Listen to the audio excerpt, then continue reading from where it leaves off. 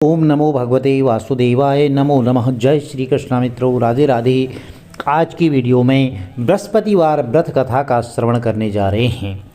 जो भी भक्त सच्चे मन से, भाव से, हृदय से श्री हरि विष्णु भगवान की पूजा करता है उसकी मनोकामनाएं अवश्य ही पूर्ण होती हैं। बृहस्पतिवार का दिन श्री हरि विष्णु भगवान को समर्पित होता है। और यदि कुंडली में बृहस्पति ग्रह, गुरु ग्रह, देवगुरु बृहस्पति कमज़ोर स्थिति में हैं तो आपको इससे भी लाभ मिलता है। इससे अशुभ फल जो भी परिणाम प्राप्त होने होते हैं वह सब दूर हो जाते हैं और एक शुभ फलों में परिवर्तित हो जाते हैं। चलिए कथा आरंभ करते हैं।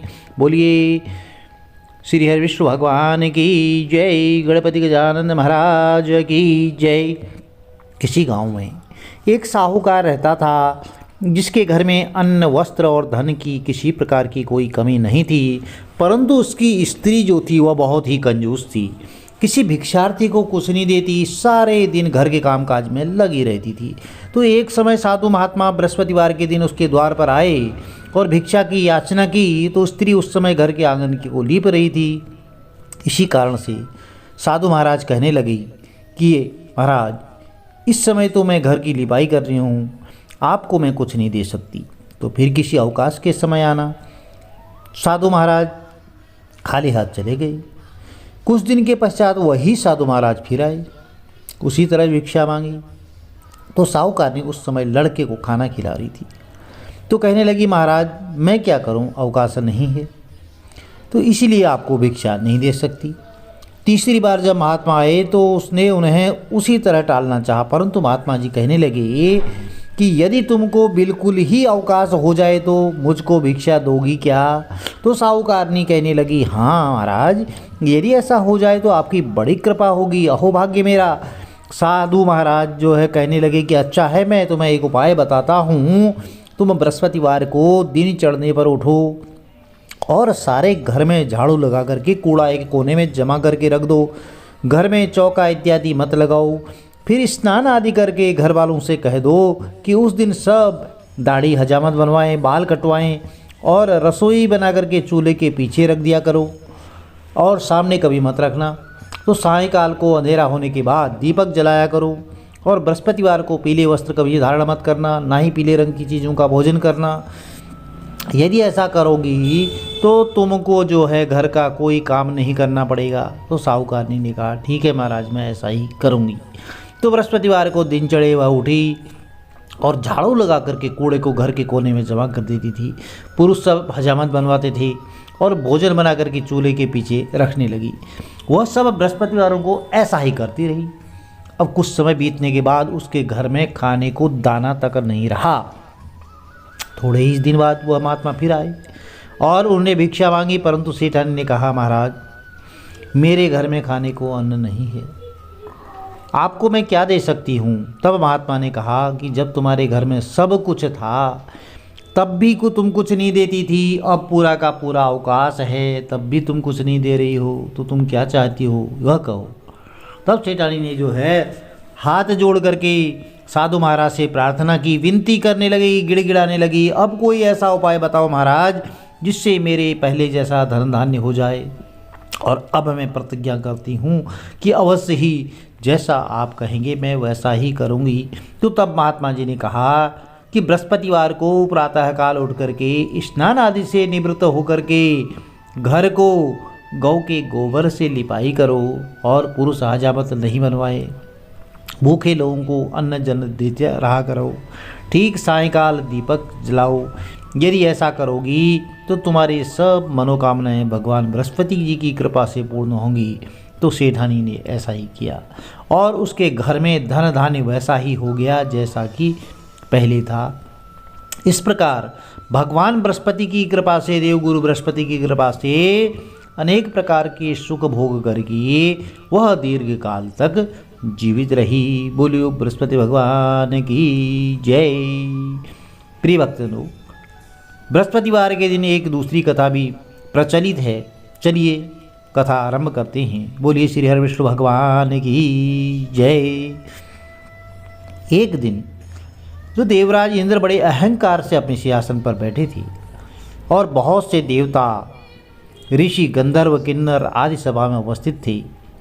जिस समय ब्रह्मा जी, बृहस्पति जी वहाँ पर आए तो सबके सब जो है देवगुरु बृहस्पति के सम्मान के लिए खड़े हो गए, परंतु इंद्र गर्व के मारे खड़ा न हुआ।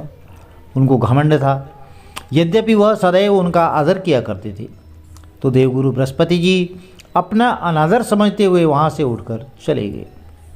तब इंद्र को बड़ा शोक हुआ, दुख हुआ कि कहा कि देखो, मैंने गुरुजी का अनादर कर दिया है, मुझसे बड़ी भारी भूल हो गई है। अब गुरुजी के आशीर्वाद से मुझको यह सब वैभव मिला है, सुख मिला है, राजपाट मिला है, उनके क्रोध से यह सब नष्ट हो जाएगा। इसलिए मुझे उनके पास जाकर के क्षमा मांगनी चाहिए, जिससे देवगुरु बृहस्पति का क्रोध शांत हो जाए और मेरा कल्याण हो जाए। ऐसा विचार करके देवराज इंद्र जो है उनके स्थान पर गए। जब बृहस्पति देव ने अपने योग बल से यह जान लिया कि इंद्र क्षमा मांगने के लिए यहाँ पर आ रहा है, तब वह क्रोधवश उससे जो है भेंट करना उचित न समझ करके अंतर ध्यान हो गए। जब इंद्र ने बृहस्पति जी को घर पर न देखा तो तब जो है निराश होकर के लौट आए। और जब दैत्यों के राजा वृषवर्मा को यह समाचार विदित हुआ कि उसने अपने गुरु शुक्राचार्य की आज्ञा से इंद्रपुरी को चारों तरफ से घेर लिया और गुरु की कृपा न होने के कारण देवता हारने और मार खाने लगे, तब उन्होंने ब्रह्मा जी को विनयपूर्वक सारा वृत्तांत सुनाया और कहा कि महाराज, दैत्यों से किसी प्रकार बचाइए। तब ब्रह्मा जी कहने लगे कि तुमने बड़ा अपराध किया है, जो देवगुरु बृहस्पति को क्रोधित कर दिया। अब तुम्हारा कल्याण इसी में हो सकता है कि तुम त्वष्टा ब्राह्मण का पुत्र जो है विश्वरूपा बहुत बड़ा तपस्वी और ज्ञानी है, उसे अपना पुरोहित बनाओ, तो तुम्हारा कल्याण हो सकता है। यह वचन सुनते ही देवराज इंद्र जो है त्वष्टा ऋषि के पास गए और बड़े विनीत भाव से त्वष्टा जी से कहने लगे कि आप हमारे पुरोहित बनिए, जिससे हमारा कल्याण हो जाएगा। तो तब त्वष्टा ऋषि ने उत्तर दिया कि पुरोहित बनने से हमारा तपोबल जो है वह कम हो जाता है, तो इसलिए आप जो है हमारे पुत्र के पास जाइए, वह विश्वरूपा पुरोहित बनकर के तुम्हारी रक्षा करेगा। तो विश्वरूपा ने अपने पिता की आज्ञा से पुरोहित बनकर के ऐसा प्रयत्न किया कि हर इच्छा से इंद्र जो है वृषवर्मा को युद्ध में जीत करके अपने इंद्रासन पर विराजमान हुई। विश्वरूपा के 3 मुख थे।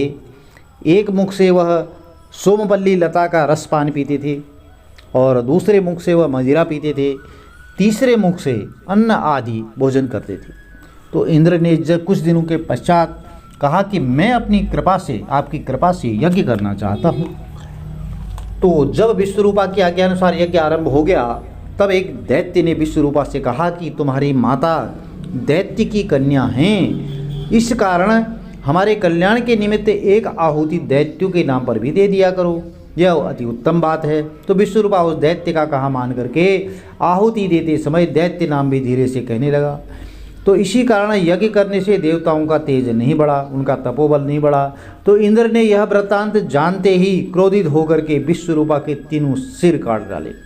और मद्यपान करने से, जिस मुंह से मद्यपान करता था, तो मद्यपान करने से भंवरा, सोमपल्ली पीने से कबूतर और अन्न खाने वाले मुख से वह तीतर बन गया। तो विश्वरूपा के मरते ही इंद्र का स्वरूप ब्रह्म हत्या के प्रभाव से बदल गया और देवताओं के 1 वर्ष पश्चाताप करने पर भी ब्रह्म हत्या का वह पाप जो है दूर नहीं हुआ। तो सब देवताओं के प्रार्थना करने पर ब्रह्मा जी देवगुरु बृहस्पति के सहित वहाँ गए।